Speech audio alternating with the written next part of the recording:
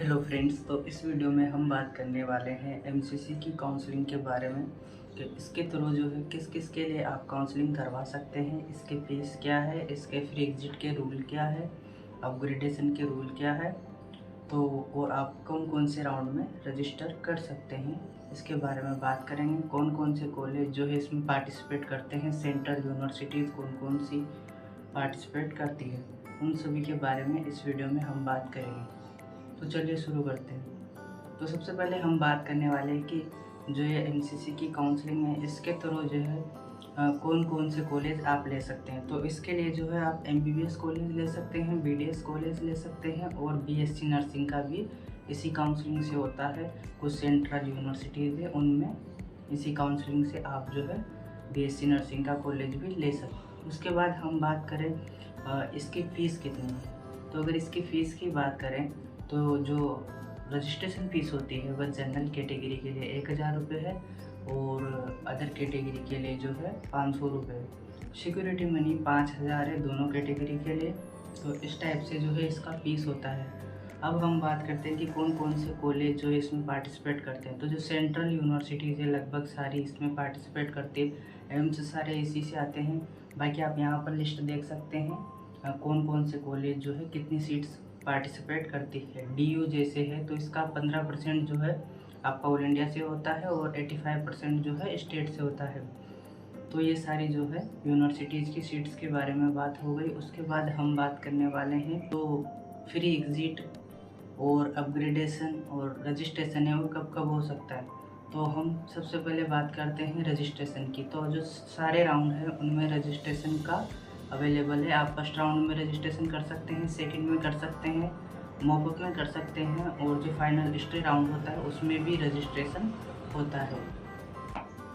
Next हम देखने वाले हैं फ्री एग्जिट कब है, अपग्रेडेशन आप कब ले सकते हैं। तो फ्री एग्जिट की बात करते हैं। आपको अगर फर्स्ट राउंड में कोई कॉलेज अलॉट होता है, अगर आप वहाँ पर रिपोर्टिंग करवा देते हैं और अगर रिपोर्टिंग नहीं करवाते हैं तो उसको फिर एग्जिट माना जाएगा। रिपोर्टिंग करवा दी तो आपका एडमिशन उस कॉलेज में हो जाएगा। रिपोर्टिंग करवाने के बाद जो है आप अपग्रेडेशन में डाल सकते हैं। रिपोर्टिंग करवाने के बाद जो है आप कॉलेज को अपग्रेड के लिए डाल सकते हैं। अगर आपने फिर एग्जिट किया है तो आप सेकंड राउंड में प्राइस चॉइस फिल करेंगे। उसके बाद जो है अगर आपको सेकंड राउंड में कॉलेज अलॉट होता है तो आप जो है यहाँ पर फिर एग्ज़िट नहीं ले सकते। या तो आपको कॉलेज को रिपोर्टिंग करवाना पड़ेगा। अगर आप कॉलेज में रिपोर्टिंग नहीं करवाते हैं तो आपकी जो सिक्योरिटी मनी है वो जब्त कर ली जाएगी, आपको वो नहीं दी जाएगी।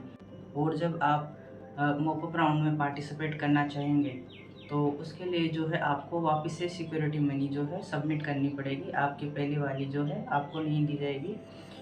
तो इस तरह से जो है मतलब सेकंड राउंड में फ्री एग्ज़िट नहीं है। अब बात करें अपग्रेडेशन की। अगर आपको सेकंड राउंड में कॉलेज अलॉट होता है तो आप जो है सेकंड राउंड में अपग्रेडेशन के लिए डाल सकते हैं, जिससे आपका जो अगर कॉलेज अपग्रेड होता है तो मॉपअप राउंड में आपको एक नया कॉलेज मिल जाएगा।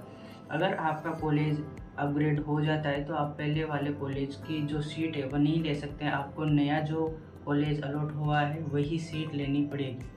तो ये जो है फ्री एग्ज़िट के रूल है और अपग्रेडेशन के रूल है। उसके बाद अगर मॉपअप में आपको कोई सीट अलॉट होती है तो आपको वो लेना ही पड़ेगा, वरना आप काउंसलिंग से बाहर हो जाओगे। बात करें तो मॉपअप राउंड में कोई अपग्रेडेशन नहीं है, यानी कि आप जो राउंड 3 है उसके आगे अपग्रेडेशन नहीं करवा सकते हैं। आप राउंड 2 से राउंड 3 में अपग्रेड करवा सकते हैं, राउंड 3 से आगे कोई अपग्रेडेशन नहीं है। रजिस्ट्रेशन का मैंने बता दिया है कि जो भी बच्चे जो है first round, second round, third round और मॉपअप में भी आप रजिस्ट्रेशन कर सकते हैं।